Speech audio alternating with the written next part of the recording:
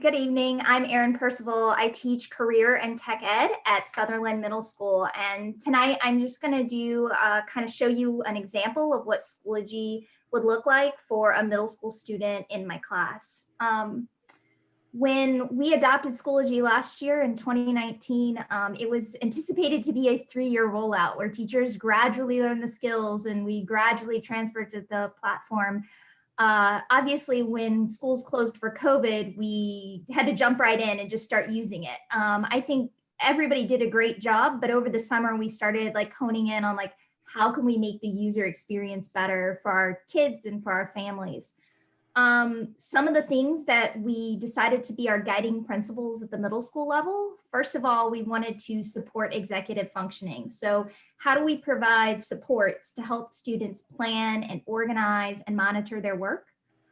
We also wanted to reduce cognitive load. So what structures can we use? What extraneous information can we get rid of so that the focus is on learning the content and not managing the platform itself? And then finally, we wanted to maintain high quality instruction. It's at the heart of every good lesson. To support this, we developed a common course layout, which I'm going to show you in just a second. We also determined that Schoology needs to be the primary place to access and submit work. And then finally, we plan the tech tools to support the instructional practice. So the tools aren't guiding what we're doing, our instruction guides when we use a tool. Can somebody flip? There we go, perfect.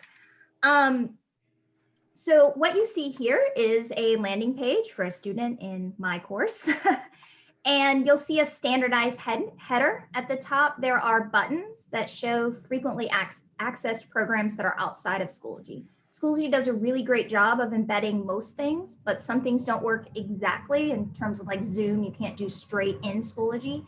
And so we have developed buttons so that it's easy to access for kids. For a student at Sutherland, 4 of these buttons would be standardized across all classes. That's the school website, the class information, the Zoom login, and the help desk. And then 2 of them can be changed out by content area. You can see I picked Newsela and Flipgrid here. And then again, you've got the easy access to Zoom. So this would be a standardized header that kind of like welcomes kids to our class. I'm ready for the next slide. I'm not driving. Schoology is basically organized by, there we go, you're good. Schoology is basically organized by folders. And so it's really important that we organize those in a fashion that is both standardized and makes it easy access for kids. So one of the rules we kind of base this off is the 3-click rule. If you have to click more than 3 times to get something, it's too buried. And so we were very strategic in the way that we created our folders so that kids could access information within 3 clicks. Each folder is labeled in a standardized way. So you're going to see it labeled by content and by date. That means if a student is absent and they can't meet for the synchronous that day, they can find their work very easily because it's organized by date.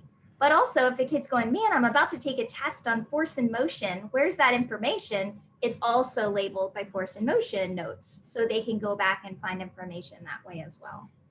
The other thing that you're going to see standard is that when you open that folder every day, there is a daily work page. The daily work page explicitly tells students what the agenda is for the day. It's numbered, so it's easy to understand. It also tells students and family members that are looking at it, what are the daily learning targets that we are trying to get to today.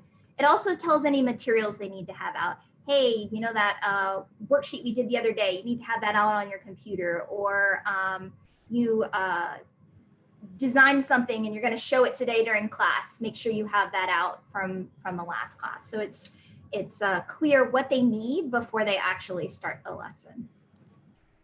And then I'm ready for the last. Yeah. So I also sort of wanted to show you one of the lessons that I built for the first week of school. At the beginning, you'll see that there's that today's work page I talked about. This particular lesson has 2 major learning targets. The first is to discuss and develop classroom norms for Zoom. And then second, to understand that the reason we're developing these is to make students feel comfortable and safe. So my lesson starts with a synchronous component where we're all together. We're doing a Padlet where students have to add a meme in about how they're feeling about starting the year virtually.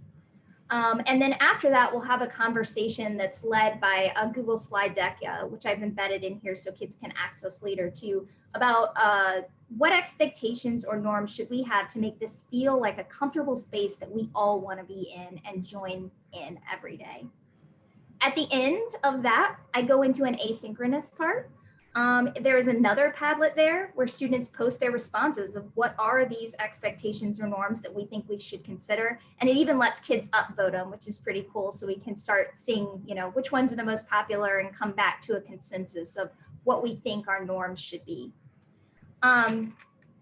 Some things I want to highlight about this lesson that I've created is that the tech tools are introduced and explicitly taught.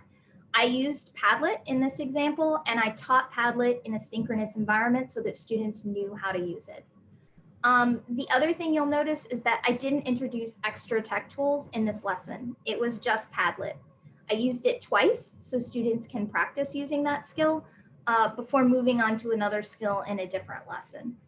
And then finally, I selected the tool intentionally.